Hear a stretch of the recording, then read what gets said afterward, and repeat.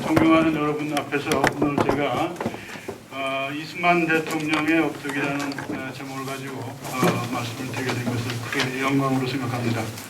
그 중에 오늘 발표하는 논문은 2006년에 이승만 대통령 재평가라고 하는 학술회의를 열었을 때 제가 발표했고, 그때 발표했던 논문은 이승만 대통령 이승만 재평가라고 하는 책에 수록이 되어 있습니다. 2006년. 제 논문은 한 100페이지가 넘습니다. 근데 그동안 제가 쓴 논문 중에서 가장 긴 논문이라고 볼 수 있고, 제가 그동안 제가 연구 활동을 한 것을 되돌아볼 때 이 논문이 어쩌면은 학계에 가장 중요한 공헌할 수 있는 논문이 아닌가 스스로 생각하고 있었습니다. 그렇기 때문에 오늘은 그 긴 논문을 요약하는 그러한 취지의 강의를 여러분들에게 하고 싶습니다. 이승만은 아까 말씀드린 것 같이 한국인 중에 제가 역사를 한국 역사를 많이 공부했다고 생각합니다만은 저는 중국 역사도 좀 가르쳤고 일본 역사도 가르쳤습니다. 근데 제가 보기에 이 한국 역사상 이승만만한 인재는 거의 없지 않았는가. 이승만의 16대 할아버지가 양녕대원이고 그 형님이 세종대왕이라고 그러는데, 이승만은 그 세종대왕하고 거의 맞먹는 그런 그 DNA를 가졌던 인물 같아요. 하여튼 남긴 글, 한문으로 된 글, 한글로 된 글, 영어로 된 글을 제가 다 읽어봤는데 이승만은 기가 막히게 머리가 좋은 사람입니다. 그러니까 미국의 누구나, 저는 모택동 이등박문도 제가 천천히 연구했어요. 가르치는 동안. 근데 이 동양 사람 중에 이승만만한 인물을 제가 보지 못했습니다. 그만큼 하여튼 탁월한 인물입니다. 그러니까 우리가 이승만을 그동안 잘못 인식한 것은 이승만이 남긴 글이라든가 이 업적을 감히 우리가 이해할 만한 수준이 돼요. 국민들의 수준이 안목이 이승만의 업적을 평가할 만한 수준이 못 돼가지고 그랬다고 저는 생각합니다. 그러니까 이제는 한국 사람들의 교육 수준이 높아져가지고 이승만의 글들을 이렇게 자세히 읽어보니까 이거 참 대단한 글이구나. 이제쯤은 아는 사람들이 많이 생겼어요. 근데 과거에 4.19 때까지만 하더라도 이승만이 남긴 한시라든가 한글로 된 논설, 그 다음에 책, 그리고 영어로 된 글들을 말이죠. 읽고서 이게 얼마나 잘 쓴 글이냐 하는 것을 아는 사람은 국내에 극히 드물었다고 생각합니다. 이승만 박사하니까 서재필 박사, 김규식 박사, 조병옥 박사니까 그 같은 박사가 하도 많으니까 그 박사라니까 그렇겠지 그렇게 했는데, 이승만은 진짜 박사고 다른 사람들은 진짜 박사가 아니에요, 사실. 근데 이승만은 박사 중에 박사니까 5년 만에 박사를 다 한 사람이니까 이건 보통 박사가 아니에요. 하여튼 제가 하여튼 이승만을 연구하면 할수록 말이죠. 이분은 참 굉장한 분이다 말이죠. 이런 생각을 하게 됩니다. 그래서 지금은 이제 제 제목, 이승만 대통령 업적, 여기에 이제 관계된 논의를 하겠는데, 시간을 절약할 겸, 그리고 또 제가 얘기하는 것은 너무나 중요하기 때문에 한 글자라도 틀리면 안 돼요. 제가 실언을 하면 안 되겠다는 생각이 있어서 말이죠. 준비된 이 자료를 말이죠. 읽어가면서 하여튼 필요하면 설명을 추가하면서 제 말씀을 본론을 시작하겠습니다. 머리말. 대한민국 초대 대통령 우남 이승만은 우리에게 두 개의 얼굴 가진 야누스로 비춰지고 있다. 한편으로 그는 한반도의 통일국가 건설을 저해하고 민주주의의 발달을 억압한 시대착오적 독재자로 매도되는가 하면, 다른 한편으로 그는 대한민국 건국의 원인이자 한민족의 독립과 번영의 기초를 다진 국부로 숭앙받고 있다.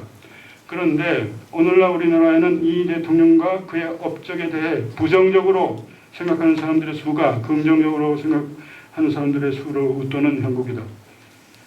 이승만을 부정적으로 평가하는 사람들은 그를 가리켜서 유아 독전적이고 독선적이며 이기적인 독재자라고 비판한다. 좀 더 구체적으로 말하자면 그들은 이승만을 권력욕에 눈먼 미국의 앞잡이, 독재적이고 야심에 차고 반동적이며 무책임하고 잔인한 인물, 이건 서양 사람들이 하는 얘기예요. 그 다음에 시대의 협작군, 정치적 악한은 유명한 장준하 선생이 그렇게 얘기했어요. 희대의 협작군 정치적 악한. 또 교활하기 짝이 없는 철저한 에고이스트. 신상추라고 하는 유명한 정치평론가가 그랬습니다. 독립운동도 지가 대통령을 해먹으려고 했고 건국도 지가 대통령 해먹으려고 했던 인물. 그건 송건우라고 하는 유명한 언론인 사학자가 한 얘기입니다. 그리고 또 서양 사람 중에 미국 사람 중에 이스만을 나쁘게 평가한 사람은 장개석의 아류, 리틀 장가시이라고 했어요. 오웬 레티머라고 유명한 서양 수학자가 있는데 그렇게 평한 일이 있습니다. 그러니까 국내외적으로 이스만을 아주 나쁘게 평가한 사람들이 꽤 많았습니다. 현재도 그렇고요. 이스만에 대한 최초의 비판적 평가를 시도한 인물은 리처드 알렌이라는 가명으로 한국의 이스만, 허가받지 않은 그의 초상이라는 책을 저술한 젊은 전기작가 존 테일러였다. 이게 상당히 중요한 얘기입니다. 여태까지 이스만을 비판하는 사람들이 금과 옥조로 믿고서 인용했던 책은 바로 이 책이에요. 그러니까 알렌이라고 하는 가명으로 출판된 한국의 이스만 허가받지 않은 초상이라는 이 책이에요. 그러니까 대표적으로 지금 송건호 선생 같은 분은 이 책을 말하자면 근거로 삼아가지고 이스만을 공격했습니다. 서양 사람, 서양의 이런 유명한 저술가가 말이죠. 이스만을 이렇게 봤으니까 그 말이 맞다 하는 식으로 이 책을 많이 인용했고, 브루스 카밍스도 이스만을 논할 때는 이 책을 인용합니다. 하여튼 근데 이 책은 사실은 알고 보면은 저자가 누군지 모릅니다.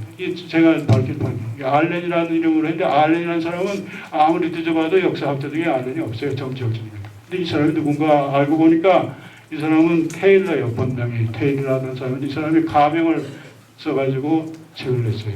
왜 가명을 썼는가? 그럴 만한 이유가 있어요. 이 테일러는 우리나라의 그 전쟁 중에 미 8군 사령관으로 네 번째인가 마지막 8군 사령관을 했던 테일러 장군입니다. 테일러 장군의 아들이에요. 그러니까 테일러 장군이 이스만을 그러니까 감금하려고 하는 오퍼레이션 에버레드 작전을 계획했던 사람입니다. 이스만에 대해서 하여튼 좋지 않은 감정을 가지고 있던 미 8군 사령관. 근데 그 사람의 아들이 자기 아버지가 8군 사령관으로 있을 때 서울에 못해요. 와가지고 이스만 관계자를 모아가지고 이제 책을 쓴 게 이겁니다. 그래서 이 책은 이스만이 하야한 직후 1960년에 하야했는데 하야 직후에 책이 출판됐어요. 근데 이 책을 보게 되면은 저자는 주로 그 미국의 여러 신문들, 구라파 영어로 된 신문들을 바탕으로 해서 썼습니다. 그리고 한국에 자기가 1년 동안 있으면서 리서치를 했다고 그러는데 그때 아마 송건호 선생을 비롯한 어쩌면 그런 분들을 하고 어울리면서 이스만에 대한 평을 아마 서울에 있는 언론인들로부터 수집했다고 생각합니다. 여하튼 이분이 떳떳하지 않게 자기 이름을 밝히지 않고 알렌이라고 하는 가명을 썼는데 자기 아버지가 발군 사령관이었기 때문에 그렇기도 하지만은 자기 나이가 그때 23살인가 밖에 안 돼요. 근데 한국 사람들은 그것도 더 모르고 알렌이라는 사람이 이 젊은이가 쓴 책을 금과 옥조로 인용을 하고 있었습니다. 그동안에. 이 존 테일러는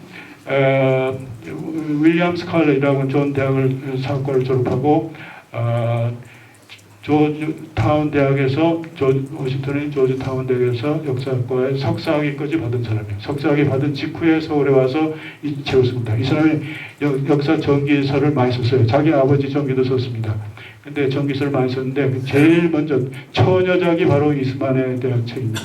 그러니까 이 바로 20몇 살밖에 안 되는 사람 책을 한국의 모든 말하자면 유명한 언론인과 학자들이 아주 금과 옥조로 받들고 인용했다는 것은 좀 국가적으로 봤을 때 약간 저는 좀 창피한 일이 아닌가 그렇게 생각합니다. 그러니까 그 상당히 미숙한 젊은이가 쓴 책이라고 봐야 되는 거죠.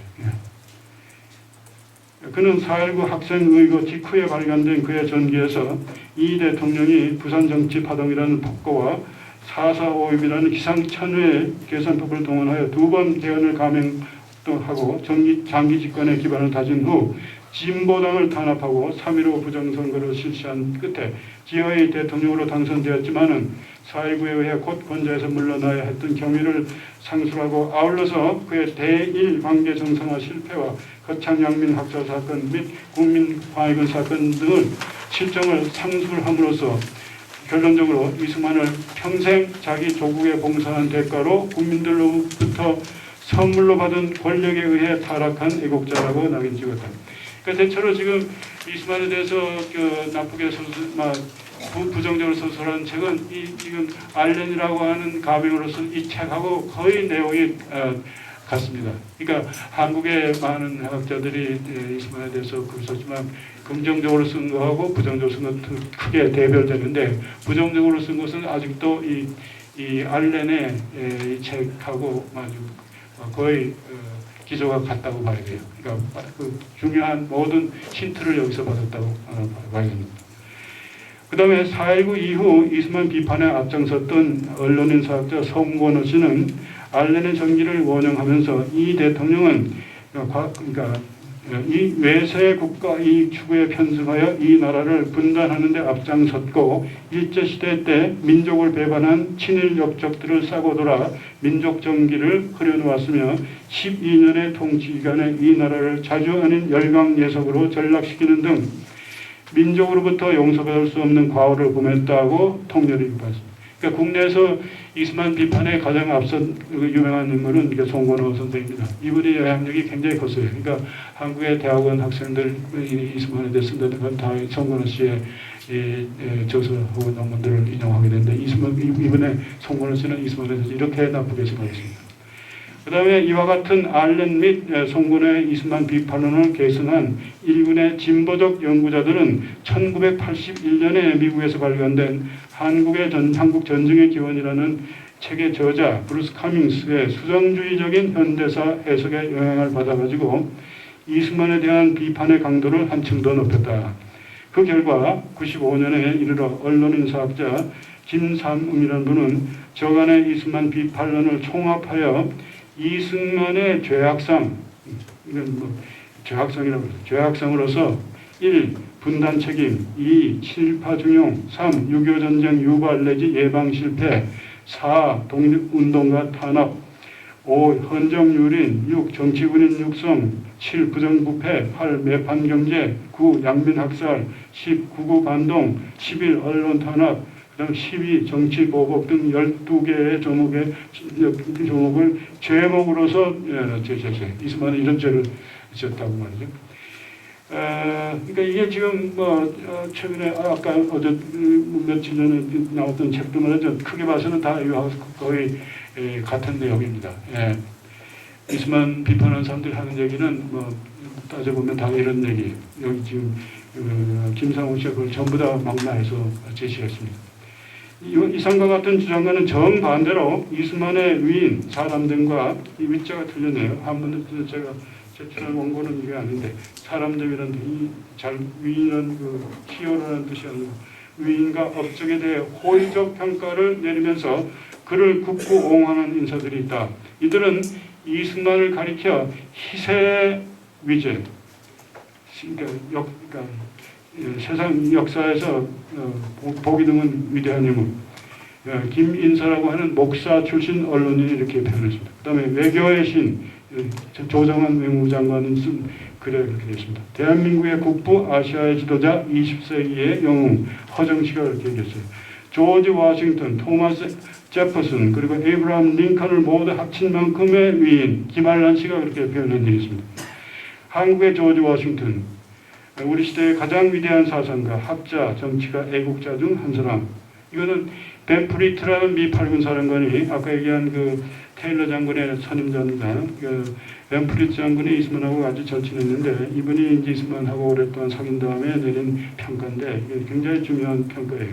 자기가 보기에는 이승만은 한국의 조지 워싱턴, 우리 시대의 가장 위대한 사상가, 학자, 정치가, 애국자 중 한 사람. 그러니까 미국의 육군 중장인가요? 벤프리트가 대장인가요? 하여튼 이 벤프리트가 보통 인물이 아닙니다. 다시 알고 보면. 근데 이분이 이승만을 말이죠.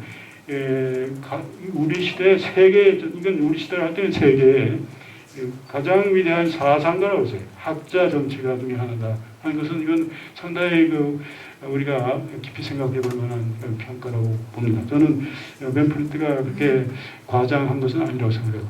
벤프리트가 자기가 볼 때는 진짜 그랬다고 믿었기 때문에 이렇게 한 적이 없었는데, 그분은 또 달리 다른 글에서는 이스만을 평가할 때 자기 체중만큼의 다이아몬드에 해당하는 가치를 가진 인물이라 이렇게 얘기했어요. 이스만. 여하튼 이스만을 좋게 평가하는 분들은 이런 얘기들을 하고 있습니다. 그런데 이스만 옹호론의 대변자는 미국 시라큐스 대학교 및 펜실베니아 주립대학의 언론학 교수로서 42년부터 59년까지 이스만의 자문 홍보역을 맡았고 54년에 신화에 가린 인물 이스만 리 The Man Behind the Myth이라는 최초의 본격적인 이스만 전기를 펴낸 로버트 올리버 박사입니다. 최초의 본격적인 이스만 전기라는 것은 아까 얘기한 그 젊은 사람 23세 젊은이가 쓴 그 이스만 전기보다는 이게 더 먼저 나왔고 이 올리버 박사의 전기는요 1차 재료 이스만이 남긴 근본 원자를 가지고 쓴 거예요. 그래서 훨씬 더 이건 신뢰도가 높습니다. 그리고 이 대학 교수가 쓴 거고 이 올리버라는 교수는 상당히 연구 실적이 탁월한 사람입니다.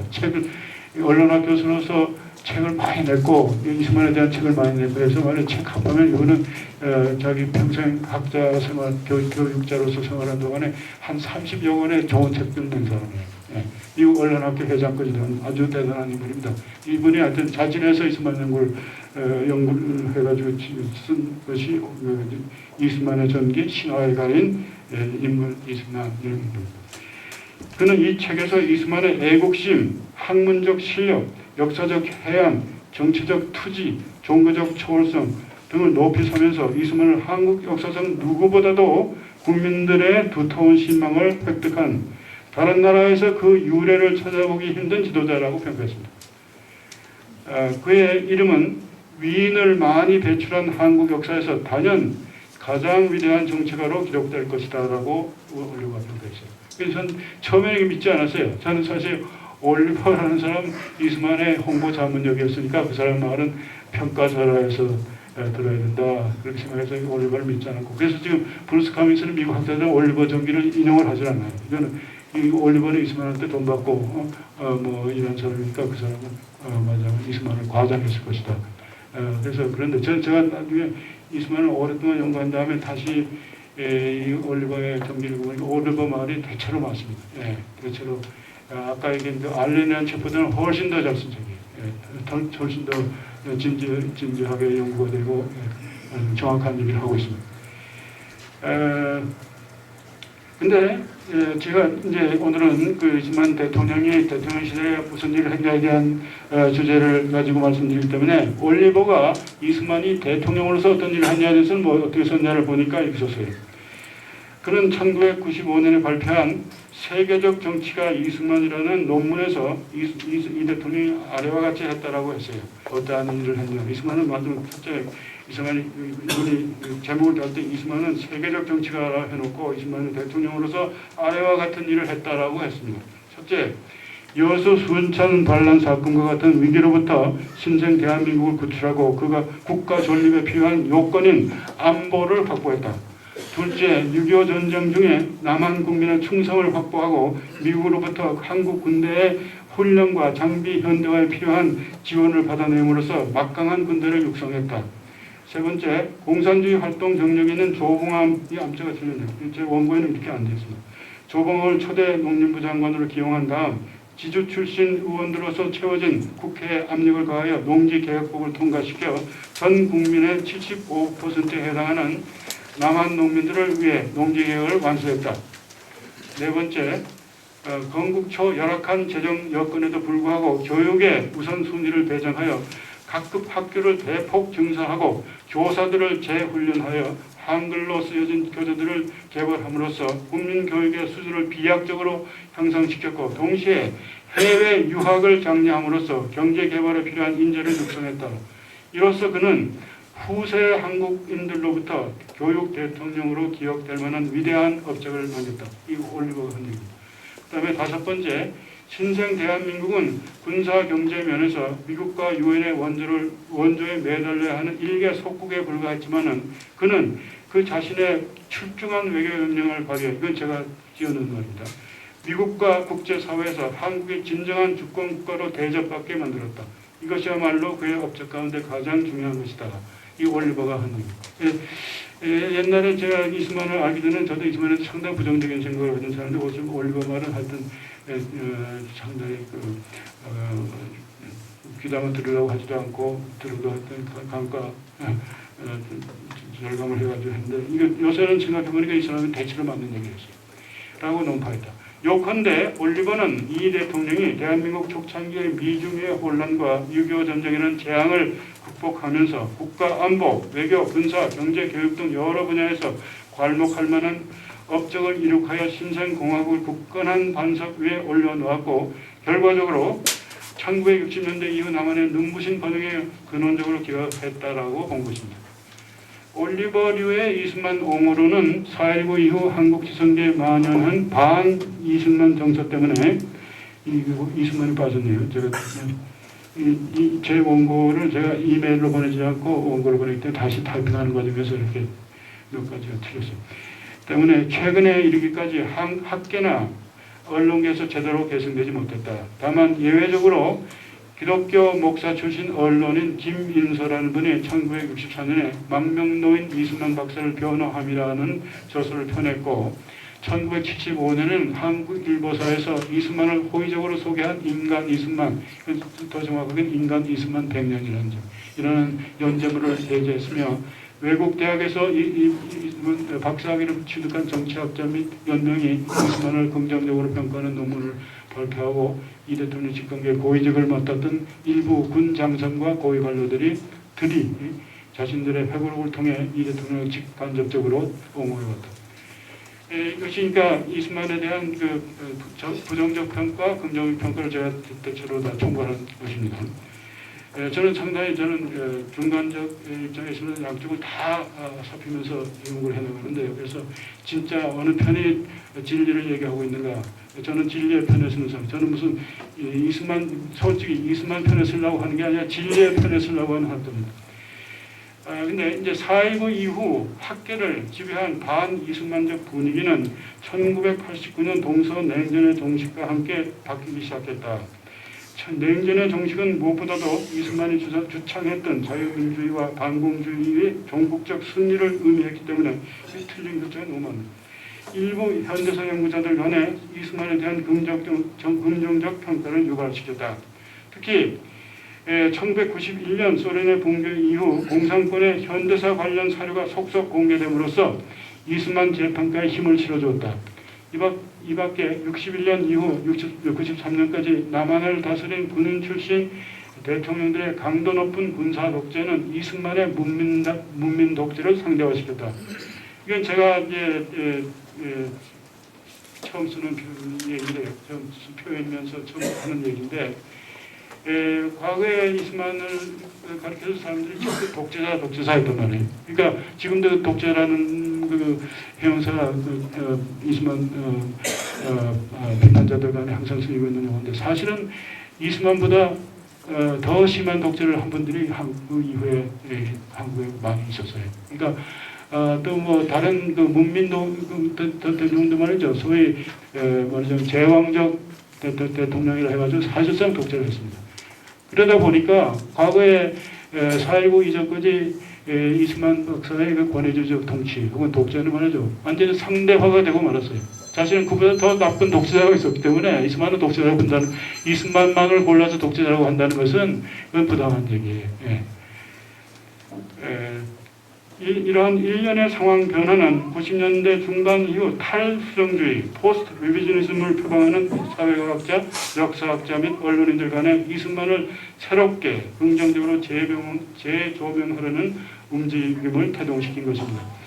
저도 남들이 볼 때는 아마 이 포스트 리비저니즘에 영향을 받은 학자라고 할지 모르지만 저는 뭐 그런 거에 관계없이 제가 이승만 사례를 연구하면서 나름대로 혼자서, 저는 남의 영향을 받지 않아요. 저는 미국에서도 교육받아서 유명한 사람들 강의를 듣고 했지만 그 사람들 전혀 저는 인용하지 않습니다. 저는 제가 쓴 모든 글에서 남의 학설을 저는 인용하지 않아요. 저는 제가 생각한 대로 쓰기 때문에 누가 뭐 이런 얘기 했다는 얘기를 가지고 저를 말하자면 방해하려고 하지는 않습니다. 근데 여하튼 하여튼 간에 보통 지금 한국에서 이승만을 긍정적으로 생각하는 사람들은 이 포스트 리비저니즘 탈수정주의적 입장에서 한 겁니다. 발표자는 이 대통령이 12년간의 장기 집권을 통해 허다한 과오와 실정을 저질렀음을 인정합니다. 이스만이 다 잘못한 게 아니에요. 잘못한 점이 꽤 많아요. 제가 보기에 잘못한 것은 이것입니다. 이 대통령은 건국 초에 친일파 문제를 시적절하게 처리하지 않았기 때문에 커다란 후원을 남겼다. 저는 6.25 전쟁 발발 이전에 친일파 문제를 좀 더 잘 처리했더라면 이런 나중에 친일파 옹호했다는 말하자면 비판을 면할 수 있었지 않을까, 적절한 방법이 있었을 것이라고 생각하는데 거기에 대해서는 기회가 있으면 나중에 다시 얘기하겠습니다. 그 다음에 또한 이 대통령은 6.25 전쟁 발발 직후 영부인과 함께 프란체스코에서 함께 수도를 남몰래 탈출하면서 정부의 그릇된 전황 방송을 통해 서울 시민을 안심시켜 그들의 피난 기회를 박탈했고, 국군이 예고 없이 한강 인도기를 폭파함으로써 다수의 무고한 인명 피해를 발생시킨 것에 대해 국가 최고 통치자로서 책임이 있다고 봅니다. 그는 전쟁 중에 발생한 거창 양민 학살 사건과 국민방위군 사건 등 일련의 대규모 참사와 군의 비리, 부패에 대해서도 책임이 막중하다고 생각합니다. 또 54년에 4.4.5입이라는 억지 논리로서 개헌을 감행하여 장기 집권을 획책하고 60년에 자유당과 경찰을 동원하여 부정선거를 자행 혹은 묵과한 사실 역시 용서할 수 없는 실정이었다고 합니다. 그의 집권기간에 자유당 정권과 신흥재벌 간의 정경 유착 현상이 심화됨으로써 부정부패가 나타난 사실 또한 묵과할 수 없는 점입니다. 정권 말기에 그의 자유당 정권이 반공의 명분하에 조봉암과 진보당에 가한 가혹한 탄압이 역사적으로 정당화될 수 있는지에 대해서도 의문을 갖고 있습니다. 이 밖에도 이 대통령의 통치 행적 가운데 제가 미처 모르는 화제가 더 있을 수도 있습니다. 그러나 저는 이승만이 남북 분단이나 6.25 전쟁 발발 등 중차대한, 이건 굉장히 중요한 역사적 사건에 대해 책임이 있다고 생각합니다. 아까 송근호 씨 혹은 김상우 이런 사람들은 이스만이 분단의 책임이 있다. 그 다음에 남북 6.25 전쟁 발발의 책임이 있다. 이렇게 보는 경향이 있어요. 그렇게 대놓고 얘기하는 사람이 아직도 꽤 있습니다. 그렇지는 그건 절대로 그렇지 않습니다. 그게 완전히 밝혀진 사실. 그 다음에 그가 한민족의 이익을 돌보지 않고 외세 국가 이권 추구에 편성했다. 이게 송근호 씨가 한 얘기인데, 한민족의 이익을 돌보지 않고 외세 즉 미국의 국가 이권 추구에 편성했다. 미국 사람 앞잡이 노릇했다는 이 말도 맞지가 않아요. 이스만은 미국에 대해서 굉장히 말하자면은 강경한 대수를 채우고 항상 한국의 입장을 옹호하려고 미국하고 대들고 싸웠던 인물입니다. 이건 맞지 않는 얘기. 한 걸음 더 나아가 저는 더 근본적으로 4.19 이후 이스만을 다룬 국내외 학자들과 언론인들의 그의 업적을 논함에 있어서 그가 범한 과오를 파헤치는 데 열중한 나머지 그의 공적을 살피고 인정하는 작업을 등한시해왔어요. 다 나쁜 일, 잘못한 것만 할 거예요. 4.19 이후와 모든 한국의 학자와 언론인들이 그 이스만이 잘못한 것만 자꾸 보는, 이스만이 뭘 잘했느냐에 대해서는 아무도 연구한 사람이 없더라고. 이 논문이 중요한 것은 제가 아까 말씀드린 2006년에 제가 이 논문을 처음 썼는데 100페이지가 넘는 긴 논문인데, 제가 처음으로 이스만이 대통령에서 뭘 했냐를 처음으로 4차체 들려서 연구했습니다. 한국에 많은 정치학자와 역사학자가 있지만은 이스만이 12년 동안에 건국 대통령에서 뭘 했냐에 대해서 연구한 사람들이 없더라고요. 근데 여하튼 그러니까 나쁜 것만 골라서들 자꾸 지적하고 그걸 되풀이 지적했어요. 그래서 이스만이 진짜 대통령에서 허수아비 역할을 했냐면 그렇지 않고 진짜 뭐 했을 텐데 거기에 대한 연구는 안 했어요. 오늘 제가 하려는 얘기는 여태까지 한국의 수많은 머리 좋은 학자들이 등한시했던 이스만의 업적이 뭐냐를 제가 나중에 얘기하려는 겁니다. 그러니까 여기 이제 결론적으로는 그 결과 지금까지의 이스만 연구는 비판 일변도에 흘렀으며, 따라서 이스만에 대한 역사적 평가가 공정하게 이루어지지 못했다고 생각합니다. 그래서 저는 이 발표에서 그동안 이스만 연구자들이 등한시했던 이 대통령의 업적들을 간추려 살핌으로써 이스만 담론의 균형을 잡고 나아가 그의 통치에 대한 공정한 역사적 평가를 게. 그러니까 우리들은 여기 이스만을 더 알고 싶고 이스만에 대해서 상당히 그 동정심을 가지는 분들이 대부분인데 우리가 공정해야 된다고 생각합니다. 이스만이 잘못한 것은 잘못하는 것으로 파악하고 잘한 것을 잘한 대로 알아서 그 잘한 것을 전부 전 국민들한테 알려서 말이죠. 이스만에 대한 공정한 인식을 갖도록. 그러니까 알고 보면은 제가 지금 결론을 넣는 얘기죠. 이스만은 잘한 것이 못한 것보다 훨씬 많은 사람, 훨씬 많습니다. 예. 이스만은 그 인간으로서 그리고 6.25 전쟁으로 전난에 휩싸인 그 집권자로서 말이죠. 그 실정을 저지르지 않을 수가 없었어요. 많은 실정. 그렇지만은 이스만은 그 12년의 그 아주 전란 속에서 아주 엄청나게 중요한 일들을 해냈습니다. 위대한 일을 해냈어요. 그걸 제가 지금 앞으로 지금 말씀드립니다. 이스만 대통령 업적. 이 대통령은 48년부터 60년까지 12년간 남한을 통치하면서 해방 전후에 그가 미리 준비했던 이스만 쭉 정치, 국제 정치학자는 헌법을 항상 연구하고 있었고 어떠한 국가를 건설할 것에 대해 준비를 많이 하고 있었습니다. 그 정비하던 건국 구사에 따라 정치, 외교, 군사, 경제, 교육, 사회, 문화종교 등 여러 분야에서 괄목할 만한 획기적 업적들을 달성했습니다. 그 중에서 중요하다고 판단되는 것을 골라서 소개하면 다음과 같습니다. 저는 정치, 경제, 문화 이런 순서로 지금 말씀드리는데 정치 분야에서 있으면 어떠한 위대한 업적을 냈는가? 정치 분야에서 이 대통령은 자유민주주의 원칙에 입각하여 대한민국을 건국하고 미국식 대통령 중심제 통치 체제를 확립했다. 이게 무슨 얘기냐? 이게 상당히 중요한. 그는 48년 제한국회 초대 의장이에요. 국회의장을 초대 의장으로서 헌법기초위원회에서 마련한 내각 책임제 헌법 초안을 대통령 중심제로 바꾸도록 압력을 가하여 강압적으로 말이죠. 유진호 씨가 그때 그 기초위원회 전문위원회인데 그 사람이 만든 초안이 내각 책임제였어요. 근데 그것을 바꾸라고 대통령 중심제를 바꾸라고 압력을 가해가지고 자기의 주장을 자기의 의제를 관철시켰어요. 결국 한민당 측의 의제를 바꾸도록 해서 대통령 중심제를 하도록 해서 결국 초대 그 우리나라 헌법의 대통령 중심제가 됐습니다. 근데 그 후 그는 제1차 개헌, 52년의 제1차 개헌을 통해서 대통령 직선제를 도입했습니다. 여기 이주영 교수가 대통령 중심제가 얼마나 중요한가 논문으로 소개했습니다. 이게 상당히 중요한 얘기인데 우리나라 지금 정치 제도의 특징은 대통령 직선제니까 간민주주의. 이스만 대통령은 52년 제2차 개헌을 할 때 대통령 직선제로 바꿨습니다. 그리고 54년은 또 두 번째 개헌할 때 국무총리제를 바꿔가지고 없애가지고 결국 한국의 정치 체제는 미국식 대통령제를 도입합니다. 미국의 국무장관이 우리나라 국무총리는 높은 자리가 아니거든. 국무장관은 여러 장관 중에 하나. 왜 똑같아요? 국무총리제를 없앴다는 것은 미국의 아주 막강한 대통령 피하의 모든 장관이 동등하듯이 미국하고 똑같이 만드는 겁니다.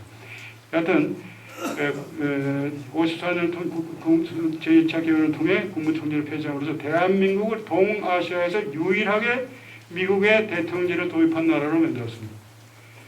이스만의 고집으로 인하여, 이건 고집이에요. 완전. 이거 할 때 다 고집으로 했는데 인하여 현재까지 고집으로 남한에 고스란히 도입된 미국식 대통령 중심제는 4.19 이후 10개월간 장면 정권 시절을 제외하고 현재까지 유지되면서 한국이 제2차 세계대전 종결 이후 독립한 세계 140여 개 신생국 가운데 가장 빠른 속도로 근대화를 성취할 수 있는 정치적 요인으로 작동했다. 이거 제가 주장하는 겁니다.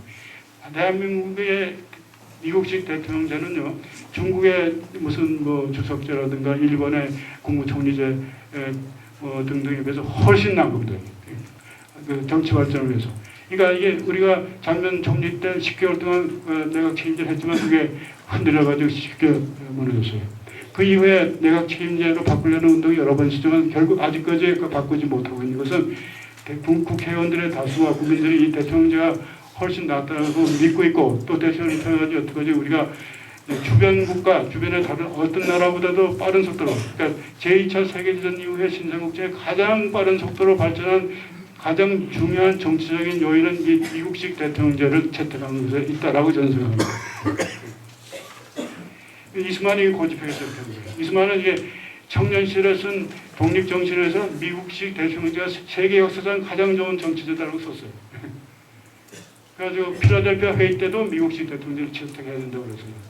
그러니까 송건호 씨가 이스만은 대통령이 되려고 독립운동했다는 것은 그거는 맞지 않는 거예요. 이스만은 자기가 감옥에서 세계의 모든 나라의 정치제도를 연구를 해본 결과 이 미국식 대통령제가 중국의 노선 시절의 그 공화제처럼 가장 우수한 국민의 의사, 피치, 통치를 받는 사람의 의사를 가장 잘 대변하는 그런 정치제도에서 이게 세계 역사상의 가장 좋은 제도라고 독립정신이라는 책에서 쓰고 있습니다. 젊은 시절에 쓴 책에서. 그 이상을 자기가 실현한 거예요. 그 다음에 이 대통령 제1차 개헌 당시 발족시킨, 그 다음에 이제 이건 조금 자세분한 얘기인데, 자유당이라는 관제 여당을 앞세워가지고 8년간 거의 전제적인 권위주의적 통치, 즉 독재를 했어요. 문민 독재를 한 것이 사실입니다. 그러나 그는 집권기간에 언론의 자유를 비교적 폭넓게 허용했습니다. 그러니까 아까 알렌이라는 사람이 쓴 이스만을 비판하는 책에서 언론 자유가 많았다라고 했어요. 이스만 통치의 언론의 자유는 크게 신장되고 있었다라고 썼어요. 그러니까 사실 이스만이 말기에 경향신문, 불간하고 동아일보 정관한 얘기지만 그 이후에 이스만은 언론의 자유를 폭넓게 허용했습니다. 그 다음에 국회의원 선거를 중단 없이 실시하면서 의회제도를 전속, 한 번도 의회제도를 폐지한. 그다음에 양당 제도를 발달을 조장했고 지방자치제를 실시했습니다. 그래서 이렇게 겉으로 형식상 민주주의의 외피를 계속 유지하면서 한국 국민들이 민주주의 자치능력, 민주주의를 실제로 할 수 있는 능력을 기르고 있었어요. 이스만은 필라델피아 회의 때부터 이스만 자신이 이렇게 얘기하는데 그때 모였던 150명의 최고 두뇌들, 미국 유학하고 있는 최고 두뇌들이 그때 합의한 청사진에 의하게 되면은 한국은 앞으로 새나라가 생기던 10년 동안은 거의 전제적인 집권적 통치를 해야 된다고 그랬어요. 왜냐하면 국민들이 한 번도 민주주의적인 선거를 해본 일도 없고 투표를 해본 일도 없고 민주주의 교육을 받은 일도 없고 쉽지 않았기 때문에 한국은 10년 동안 전제주의적인 통치를 해야 된다라고 그때 결의한 게 있어요. 1919년에 필라델피아 회의죠. 이스만은 그때 그 안을 작성한 사람은 유일한인데 그 안을 통과시킬 때 이스만이 앞장서서 통과시킨 일이 있어요. 그때부터 이스만의 머릿속에는 이스만뿐만 그때 미국에서 공부하는 정치학, 경제학 공부하는 나중에 박사된 사람들이 다 한국이 새로운 국가가 탄생되면 처음에 10년 동안은 약간의 독재를 하면서 민주주의 교육을 시켜야 되는 국민들. 그런 다음에 이제 미국 수준의 민주주의 해야 된다고 생각했던 것입니다. 그러니까 이스만은 제가 보기에 12년 동안 독재를 한 것은 이 1919년에 필라델피아 회의 때 결의안을 머릿속에 항상 두고 했다고 저는 생각하고 있습니다. 나 외교 분야에서 그러면 이스만은 어떤 업적을 냈는가? 그는 대한민국 수립 후 유엔과 미국을 위시한 30여 개 국가로부터 승인을 획득함으로써 대한민국의 정통성을 확립했다. 그리고 그는 52년에 대한민국 인접해안의 주권에 대한 대통령 선언, 일명 평화선 혹은 이스만 라인을 일방적으로 선포함으로써 독도를 포함한 한반도 해역의 어족 및 해저 자원을 보호하는 데 크게 기여했습니다. 이스만은 감옥에 있을 때도 무슨 글을 보게 되면 한국의 영토와 자원에 대해서 굉장히 깊은 관심을 가지고 연구해서 자기 노트에 적어놓은 건데 특히 이 압록강, 두만강의 국경 문제에 대해서 아주 예리한 관심이 있었어요. 국경 한국의 국토를 보존하는 데서 상당한 관심이 그래서 대마도를 뺏으려고 반환하라 하는 요구도 했고 그런 겁니다. 하여튼 근데 이보다 더 중요한 것은 그는 특히 6.25 전쟁 막바지에 미국이 북진 통일을 원하는 대다수 한국 사람들의 소원을 무시하고 일방적으로 공산군과 휴전을 모색하자 아이젠하워 대통령 행정부에게 협박과 회유를 동반한 벼랑 끝 외교 전술을 동원해서 미국으로 하여금 1950년 10월에 한국과 한미 상호 방위 조약을 체결하도록 만들었습니다. 이건 이 방위 조약은요, 이승만이 미국한테 강압적으로 요구해가지고 만들어진 조약이에요. 그때까지 한국은 조선왕조 대한제국을 거치면서 조약을 서양과 서양의 열국과 조약을 많이 맺었지만은 전부 다 외국의 압력에 의해서 할 수 없이 조약을 일본, 영국, 미국 등 다 외국 사람이 조약을 안을 만들어와서 가압을 하니까 할 수 없이 한 거예요. 이 조약만은 우리가 주장한 이승만이 주장해서 우리 뜻대로 관철시킨 최초의 중요한 조약이에요. 근데 여기서 그러니까 이승만은 엄청난 이득을 얻어낸 겁니다. 이 조약이 성립됨으로써 19세기 후반 이래 14년에 한 번꼴로 전화에 휩쓸렸던 한반도에는, 이건 제가 계산해 보니까 우리나라는 1876년에 일본과 강화도 조약을 맺은 이래, 그 다음 82년에 미국과 조약을 맺고, 그 다음부터는 중국의 독립권 하에서 점점 멀어지면서 보호막이 없어지면서 말이죠. 한반도 내에 대규모의 전쟁이 14년에 한 번씩 있었어요. 대규모 전쟁이. 한반도에. 근데 이 한미 상호 방위 조약이 맺어짐으로 해서 지금까지 60년 동안 전쟁이 없어진 겁니다. 전쟁이 있어야만 모든 것이 발전하는 거예요. 전쟁이 있으면 이 등이 다 파괴되는 거예요. 근데 전쟁이라는 것이 모든 번영과 발전의 가장 중요한 기초인데, 이 한미 상호 방위 조약은 지난 60년 동안의 한반도와 그 주변 지역의 안정을 도모하는 가장 중요한 기제입니다. 하여튼 평화를 깃드는 남한은 미국의 군사 보호 우산 아래 정치, 안보, 경제, 교육, 사회 문화 등 여러 분야에서 공전, 전에 없던 비약적인 발전을 성취할 수 있었습니다. 요컨대 이 대통령은 한미 상호 방위 조약을 성사시킴으로써 한국의 안보를 확보했을 뿐만 아니라 한국이 태평양권에 속한 미국의 동맹국, 1대1의 동맹국, 1대 미국과 최대 강국과 1대1, 이 조약이에요. 1대1의 동맹국으로서 세계 역사상 최급속도의 성장을 할 수 있는 토대가 마련됩니다. 저는 그래서 대한민국이 지금 유사일의 최고의 또 가장 빠른 속도에 발전한 것은 이 한미 상호 방위 조약 때문이라서, 이게 가장 중요한 발전의 요인이라고 생각합니다. 군사 분야에서 이 대통령은 6.25 전쟁이 발발한 직후 대미 외교를 통해, 특히 트루만 대통령하고 메가더 장군에 대한 외교를 통해 가지고 미국의 참전을 유도했고, 미국이 참전 안 할 수가 있었어요, 사실. 근데 미국이 처음에 공군, 해군을 하다가 육군까지 참전시킴으로써 대한민국의 살아남았는데, 하여튼 유도하고 대전협정을 통해서 국군과 유엔군 간의 긴밀한 공조체제를 형성 유지하며 동시에 남한 국민 대다수의 충성을 확보함으로써 북한 침략군과 중공군을 휴전선 이북으로 격퇴시키는 데 성공했다. 뿐만 아니라 그는 전쟁 기간 끈질기게 미국에 대해 국군의 증편과 장비 현대화 그리고 훈련 등을 요구한 결과 전쟁 발발 이전에 10만 명에 불과했던 한국군의 규모를 전쟁이 끝나는 54년에는 65만 명 이상으로 대폭 증원하면서 국군의 질 역시 획기적으로 향상시키는 데 성공했습니다. 결과적으로 그는 대한민국을 한국 역사상 최대 규모의 질 높은 상비군을 보유한 동아시아에서 무시 못할 군사 강국으로 격상시킵니다. 이것은 어떤 의미가 있냐? 대한민국은 제가 19세기 역사를 자세히 연구했습니다. 1894년 청일전쟁 때 한국의 역사를 아주 깊이 있게, 누구보다 깊이 있게 연구했다고 생각하는데, 그때 한국은 군사적으로 빈약하기 때문에 너무나 약했어요. 어느 정도 약했느냐? 왕궁을 수비하는 군대가 왕비를 보호할 수 있는 능력이 없었어요. 일본군 깡패 40명이 들어와서 명성황후를 찔러 죽였는데, 그때 그 왕궁을 수비할 군대가 없었어요. 일본군 경찰 쳐들어와서 했는데, 그때 이계중대가 들어왔는데, 이계중대는 한국군도 있었지만, 여하튼간에 한국의 명성황후가 일본 깡패들한테 칼로 찔러 죽은 것은 왕궁을 수비할 군사력이 없었어요. 1907년에 대한제국의 군대가 해산될 때 해군 공군은 하나도 없고 육군만인데, 육군 몇 명이 있었냐? 7,000명이었습니다. 대한민국 가지고 있던 군대 숫자가 7,000명이었어요. 그러니까 한국은 이 동아시아에서 가장 군사력이 약한 나라였어요. 어쩌면 전 세계에서 군사력이 가장 약한 나라. 근데 이승만 대통령 때 처음으로 한국은 65만 내지 70만 대군을 가진 아주 동아시아의 군사 강국이 된 겁니다. 아무도 중국이나 일본이 까볼 수 없는 중에서 이 한국의 국군은 지금 굉장히 질이 높습니다. 미국하고 똑같은 교육을 받고 장비를 받고 있습니다.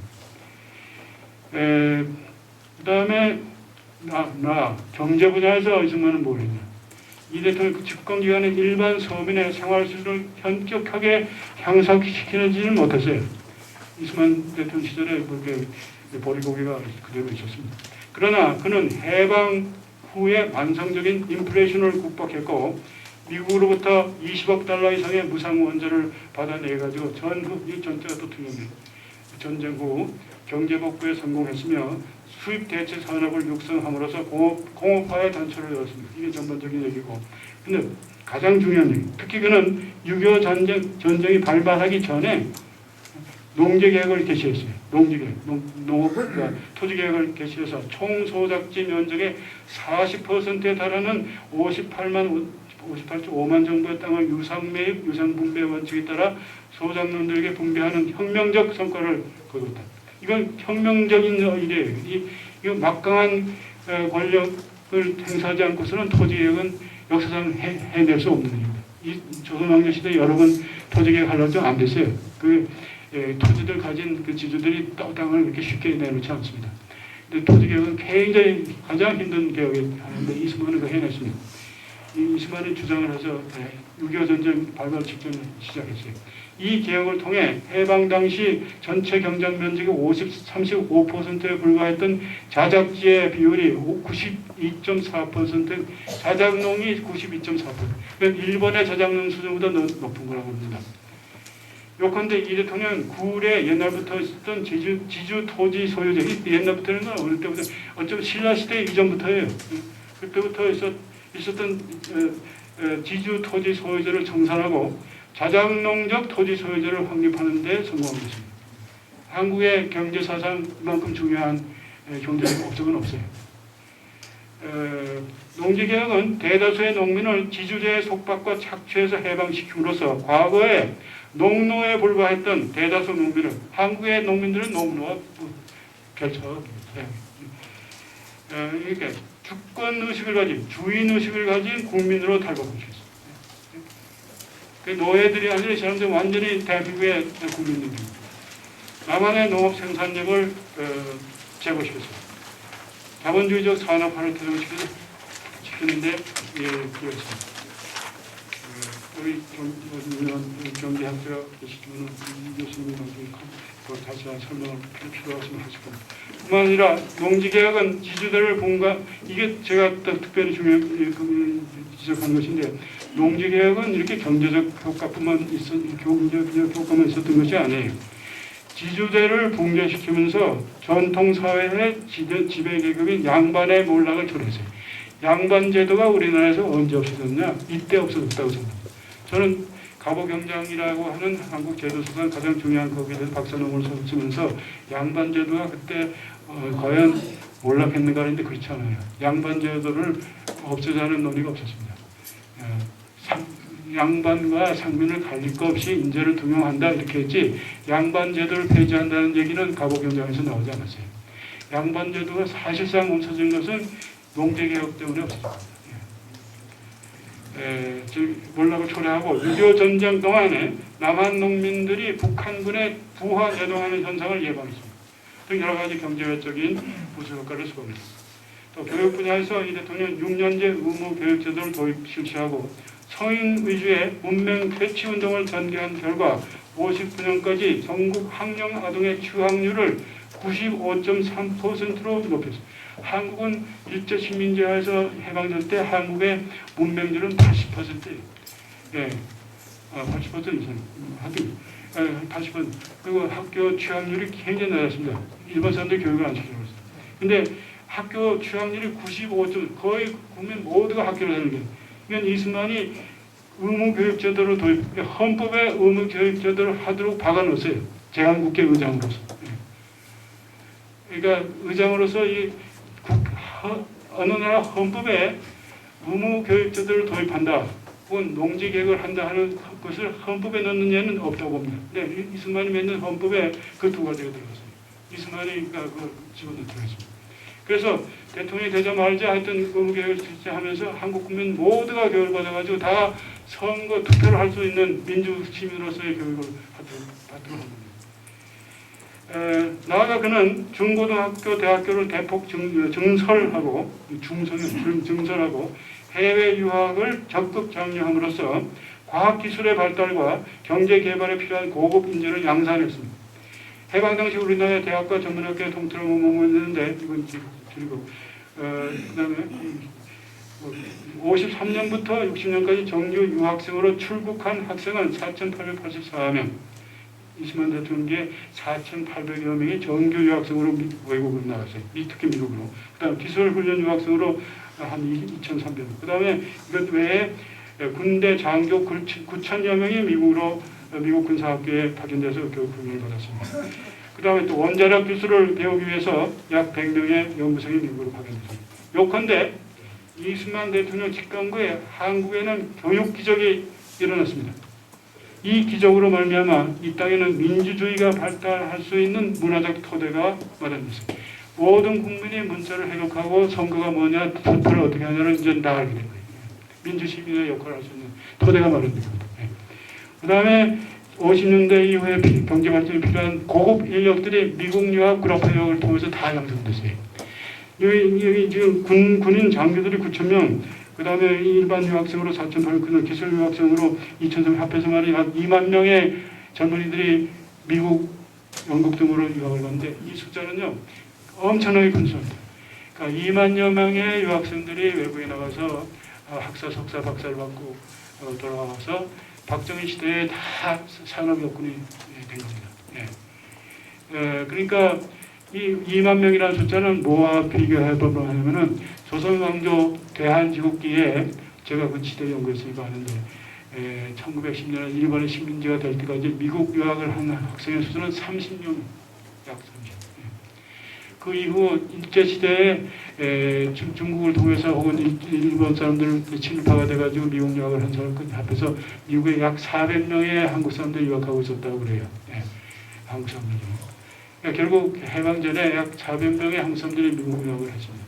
이승만은 12년 동안에 2만 명의 젊은이들을 미국에 보내서 교육을 받게 했어요. 이거 엄청난 일을 하고. 그 다음에 사회 분야에서 이 대통령은 농지개혁을 통해서 지지자를 붕괴시키고 역사적으로 뿌리 깊은 양반제도의 종지부를 치고 남녀에게 동등한 교육 및 취업 기회를 보장함으로써 한국 사회 평등화에 획기적으로 기여했습니다. 이승만은 기독교 평등주의자였어요. 그래서 하와이 있을 때부터 남녀 평등 교육을 시켰습니다. 남녀 공학을 시켰어요. 여자와 남자를 똑같이 교육시키고 또 취업 기회를 줬어요. 이 대통령 집권기에 한국 여성은 초등학교에서 남자와 똑같은 의무교육을 받고 중고등학교 및 대학에 대거 진학하기 시작했습니다. 58년 각국 학교에 다니는 여학생의 수를 해방 직후와 비교해보면 초등학교의 경우 3.1배, 고등학교의 6.1배, 사관학교의 2.5배, 그리고 대학의 경우 8.5배로 늘었습니다. 그 다음에 조금 줄이고 마지막으로 한마디로 조선시대 이래 세계적으로 유례 없이 가혹한 차별 대우를 받았던 한국의 여성들은 이 대통령 집권기에 이르러 가정의 깊은 장막 속에서 벗어나 눈부신 곽감을 받으면서 사회의 밝은 무대에 등장했습니다.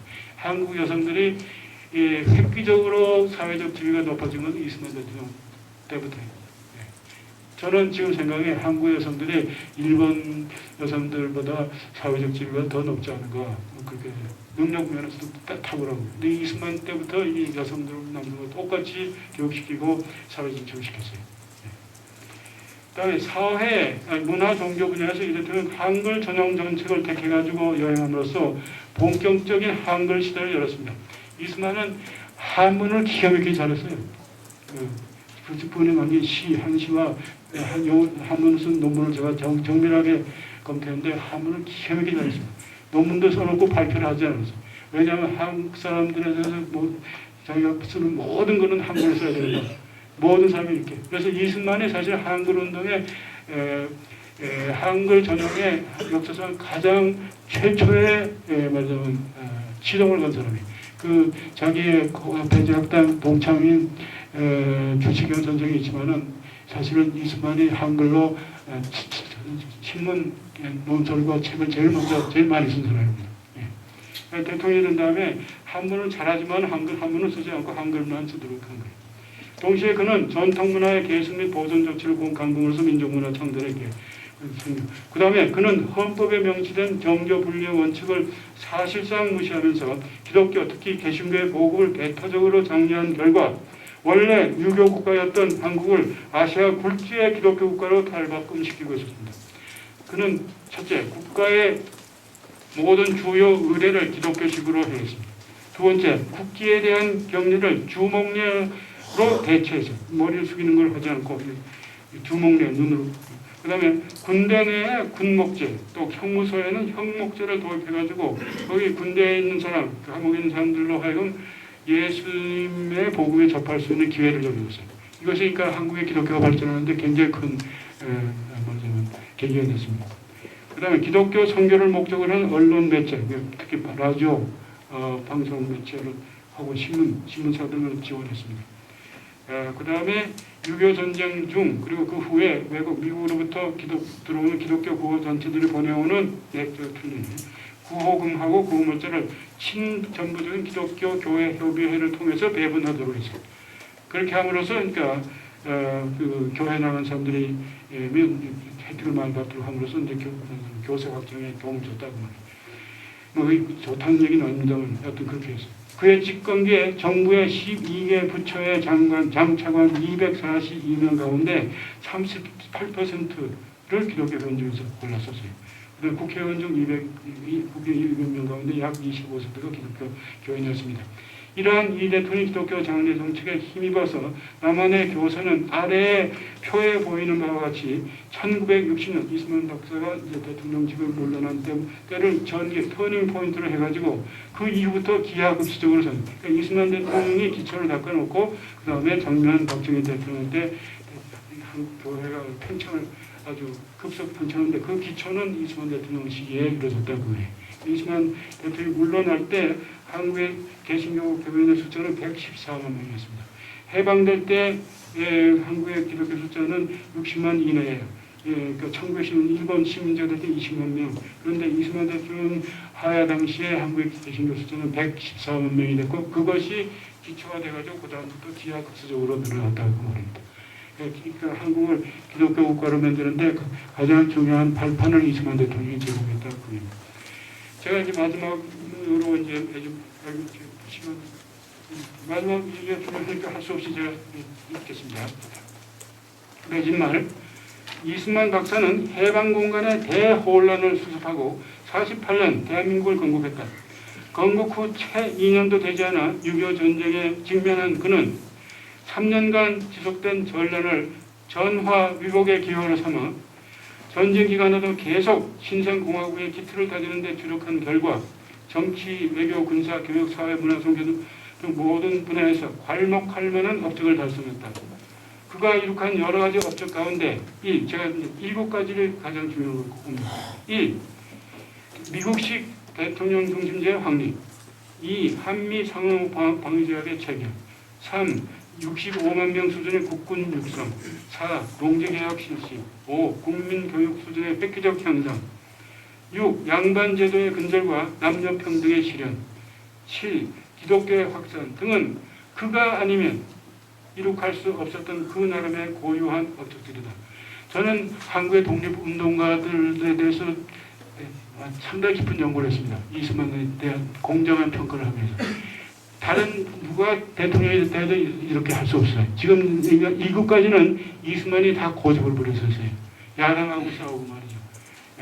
하여튼 남들하고 미국하고 싸워가면서 이스만이 고집 부려서 이룩하는 업적입니다. 이것까지는. 이스만이 아니면 다른 어떤 사람이 대통령이 됐으면 이 일을 못하겠어요. 그러니까 다시 표현하는 그 나름의 고유한 업적들이에요.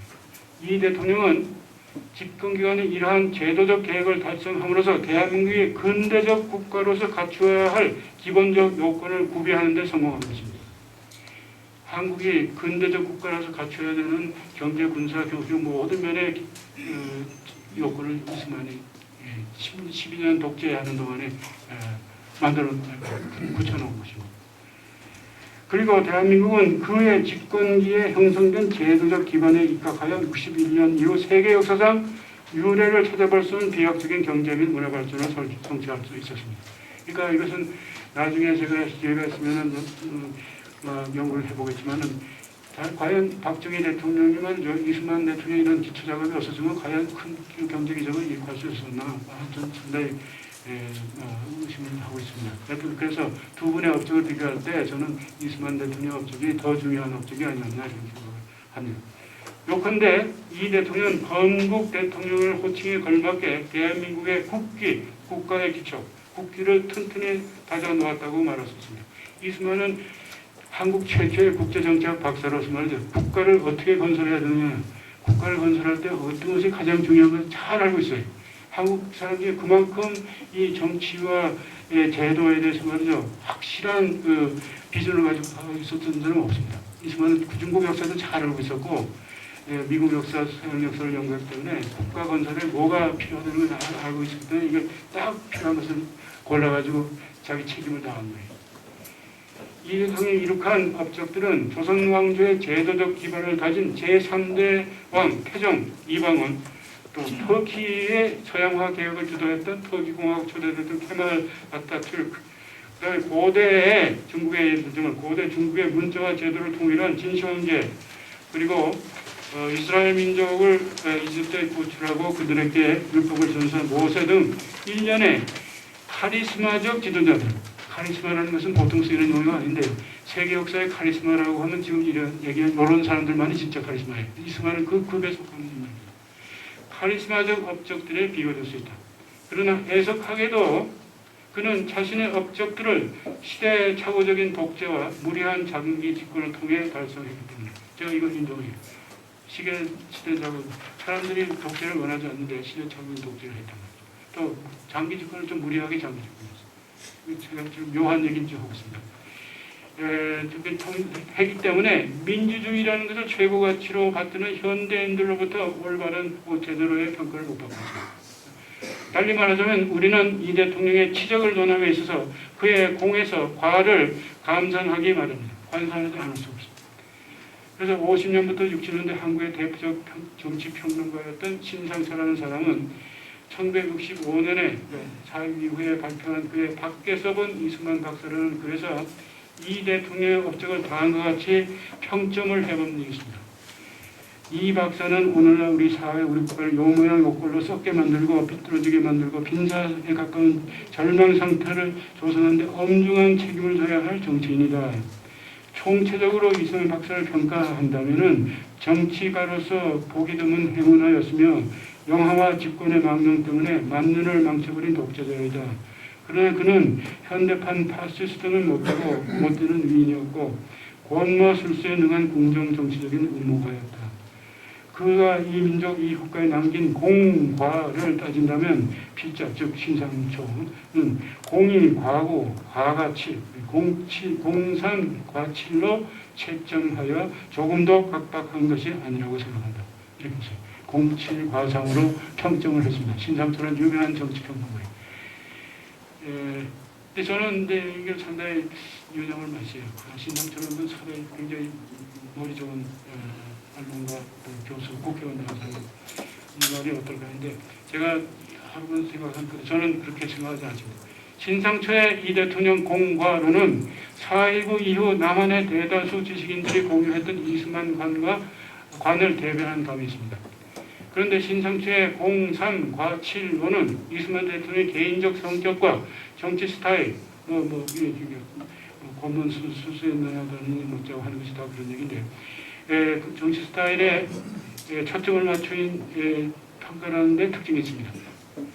신상초 씨는 위에서 제가 제시한 이 대통령의 획기적인 제도적 업적들에 대해서는 이런 방구에 논급도 하지 않았어요. 한번도 몰라요. 넘어가죠. 그가 이 대통령이 집권 당시 이룩한 다방면의 제도적 업적과 그 업적들이 지니는 역사적 의의 내지 가치에 대해서 조금이라도 알았다면, 관심을 기울였다면 그의 평점은 크게 달라졌을 것이라고 생각합니다. 이 점에서 65년 신상초의 이 대통령 업적 평가는 제가 보기에 지나치게 근시안적이고 이상주의적인 이었다는 느낌을 지울 수가 없습니다.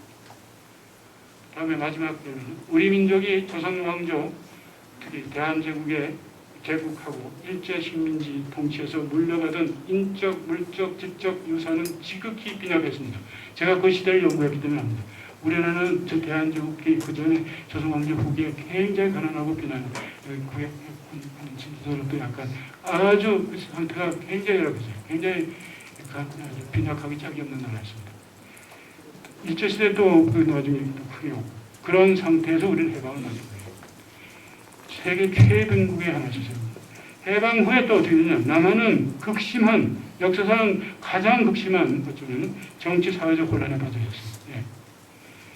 예. 대한민국이 또 탄생된 직후 2년 만에 6.25 전쟁이라는 전대미문의 재앙이 닥쳤어요. 그 후에 또 계속해서 북한하고 치열한 군사적 인연적 대결을 하면서 우린 살아갔던 그런 상황 하에서 이 대통령이 얘기한 일곱 가지의 위대한 업적을 남긴 거예요. 그런 악조건 속에서 유산이 없는 데다 그 주변 환경, 경제, 사회 모든 혼란한 상태에 대해서만 그 사회에서 이 지금 얘기한 정치, 경제, 외교, 교육 면에서의 그런 큰 업적을 남긴 뭐 보통 일이 아닙니다. 그래서 저는 이 대통령이 성취한 개혁 업적들과 그가 범한 실정, 업적이 있고 또 잘못한 거 있으니까 그걸 종합해서 총체적으로 평가한다면은 제가 보기에 그의 지적은 적어도 0271고 과가 산으로 채점되어야 마땅하지 않을까 생각합니다. 07 과산으로 해야 돼. 적어도 그게 제 마지막 소원입니다. 대단히 감사합니다.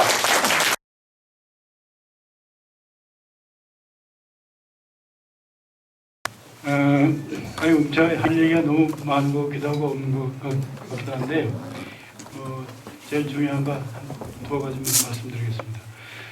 첫째, 이스만 대통령을 평점을 내릴 때, 평가할 때 7대 3으로 07 과상으로 하는 문제, 저는 제가 쓴 글에서 적어도 07 과상으로 해야 된다 그랬어요.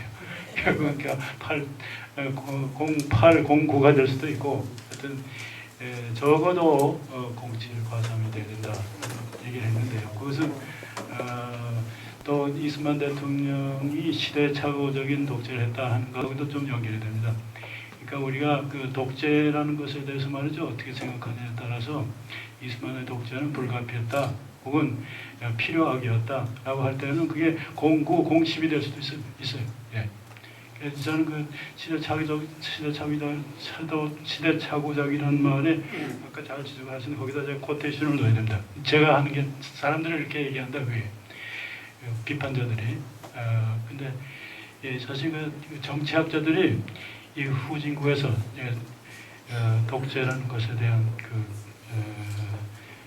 독재에 대해서 후진국의 독재는 말이죠 사실성으로 불가피한 것이 아닌가 하는 논의를 좀 해주길 바랍니다. 정치학자들이 이 문제에 대해서 말이죠 정직하게 다뤄주길 바라는데 저는 이스만 대통령은 확신을 가지고 자기가 하는 일종의 권위주의적 통치가 불가피하고 오히려 한국 사람들을 위해서 하는 것이라고 믿고서 했다고 생각합니다. 근데 우리나라뿐만 아니라 지금 최근에 몰락한 아랍 제국의 여러 나라의 독재자들도 아마 그렇게 생각했을 가능성이 있는데 이 민주주의적인 토양이 약한 나라에서 말이죠 집권해가지고 무슨 국민들의 복리를 증정하겠다고 하는 지도자들은 다 하여튼 그렇게 하지 않을 수 없어서 하는 거라고 저는 생각하는 면이 있어요. 역사학자로서 말이죠. 그래서 이 문제는 제가 역사학자로서 지금 다루기에 너무나 예민하기 때문에 하여튼 시대착오적이라는 말을 거기에 표현했는데 아무래도 다음 표현을 놓고서 하는 게 좋을 것 같고요. 그 다음에 아까 KBS의 다큐멘터리에 대한 얘기가 나왔는데 사실은 그 다큐멘터리는 제가 사실은 처음에 감수를 해가지고 지도를 해가지고 만든 거예요.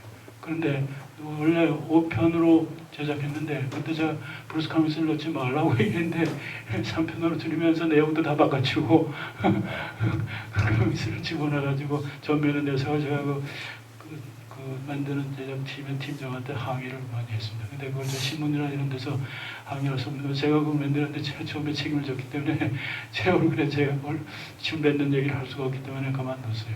근데 여하튼간에 그 KBS의 그 원래 5부로 만든 원작에는 그 내용이 그렇지 않습니다. 제가 그 감수한 거기는 그렇게 안 되어 있습니다. 여하튼 한국의 언론계가 결국은 말하자면 정치에 상당히 큰 영향을 받는 집단이라는 것을 제가 그걸 통해서 깨달았습니다. 여하튼 우리는 아까 그 이스만에 대한 그 부정적 평가를 제가 이제 논문에서 발표 서두에서 한 거에 대해서 상당히 거부 반응을 일으키신 어떤 분이 있었는데 나가셨지만은 저는 그 지금 그렇게 하는 이유는 여기 계신 분들은 아시겠죠? 제가 전략적으로 그렇게 하는 거예요. 무슨 말씀인지 아실 겁니다. 저는 지금 반대하는 사람들도 제 말이 옳다는 것을 수긍하도록 만들기 위해서 그렇게 하는 겁니다. 제가 그걸 모르고 이런 이스만 그러니까 말 좀 받드는 게 아니다. 비판하는 사람들 얘기도 제가 다 알고 이런 얘기를 하는 것이다. 그래야만 설득이 될 테니까 반대파들의 얘기를 무시하고서 얘기하게 되면 이게 우리가 이렇게 생각하고 있는데 그것도 모르고 이스만 연구를 한다고 그러냐 할 테니까 그래서 반대하는 사람들의 생각을 제가 다 안다는 얘기를 표시한 것 뿐입니다. 이상입니다. 네, 대단히 감사합니다.